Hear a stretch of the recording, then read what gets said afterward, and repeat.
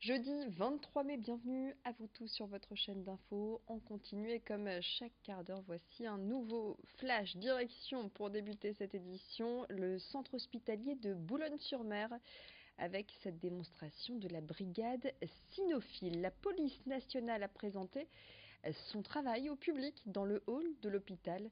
Les agents ont procédé à différents exercices, notamment avec des chiens d'attaque et des chiens renifleurs.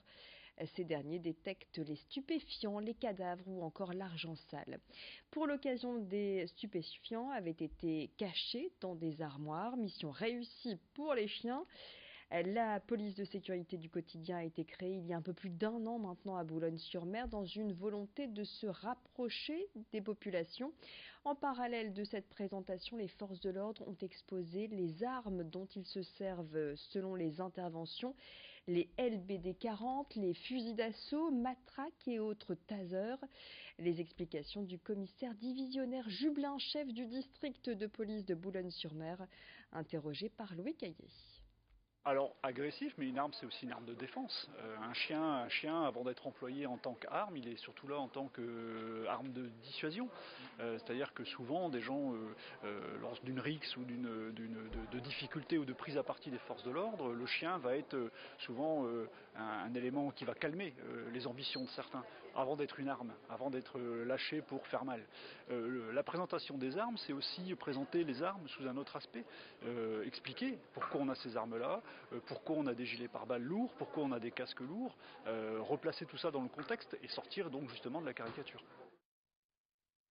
Allez, on va quitter le littoral pour une découverte historique. Elle a été rendue célèbre grâce au film Bienvenue chez les Ch'tis.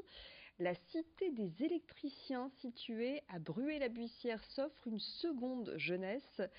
Ce quartier devenu monument historique a été bâti au XIXe siècle pour répondre à un besoin grandissant de logement pour les familles qui occupaient les corons et travaillaient à la mine. Aujourd'hui, la cité des électriciens a été réhabilitée et devient un site qui mêle histoire, culture, tourisme et lieu de vie. Un projet qui a coûté 17 millions d'euros pour encourager l'attrait touristique dans le bassin minier.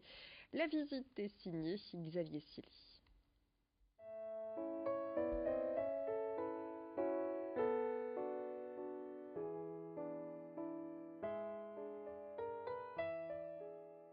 Des lieux culturels, des résidences d'artistes, des habitations et des gîtes. À Bruay-la-Buissière, la cité des électriciens rejoint la liste des anciens sites miniers devenus des lieux touristiques. Ce quartier, né en 1856, classé au patrimoine mondial de l'UNESCO, veut valoriser le passé tout en se tournant vers l'avenir. C'est effectivement une renaissance. On est aujourd'hui dans un site qui a su allier, se tourner vers l'avenir tout en regardant le passé. Je crois que l'architecture en est témoin avec le bâtiment qui est juste près de nous, là, qui est lui extrêmement contemporain et qui vient répondre à ces bâtiments anciens qui ont été parfaitement préservés.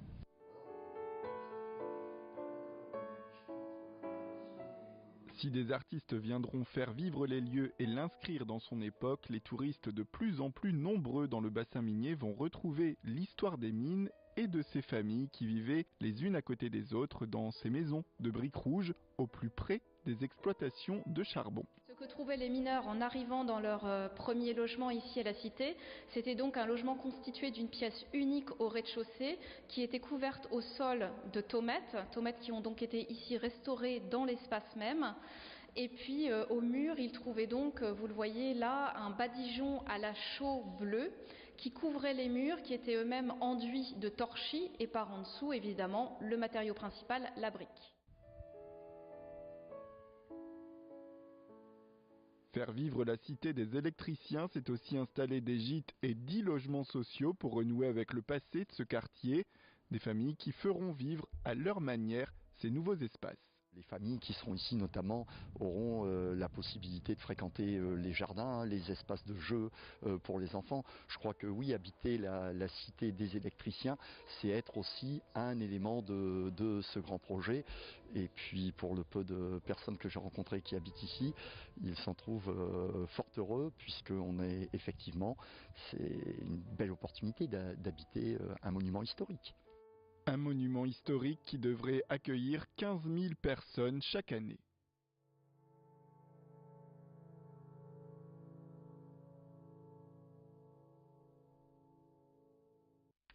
L'opération TER Mer et TER Vert est renouvelée cette année. Chaque été, c'est l'occasion de profiter de billets de train à tout petit prix, soit 2 € par personne l'aller-retour. Les dates à retenir et quelques exemples de destinations avec vous, Rémi Desremaux.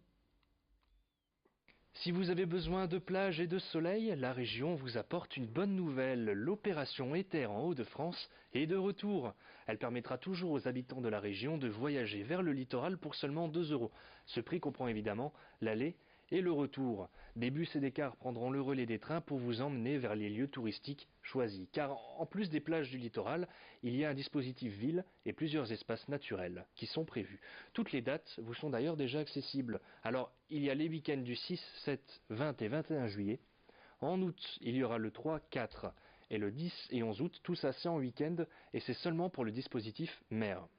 Au niveau des parcours nature, 3 jours sont attendus en juillet, du 26 au 28, avec par exemple la forêt de Saint-Amand ou les nuits secrètes d'Aulnoy-Emery. Et pour les découvertes de ville, le Louvre-Lens, les beffrois de Bergue ou d'Arras sont à l'honneur, et ce sera du 13 au 19 juillet. Par contre, pour l'instant, vous ne pouvez pas encore réserver vos billets. Ça sera ouvert les derniers jours avant les événements. Vous pourrez les retrouver au guichet et au distributeur de vos gares, mais également sur Internet.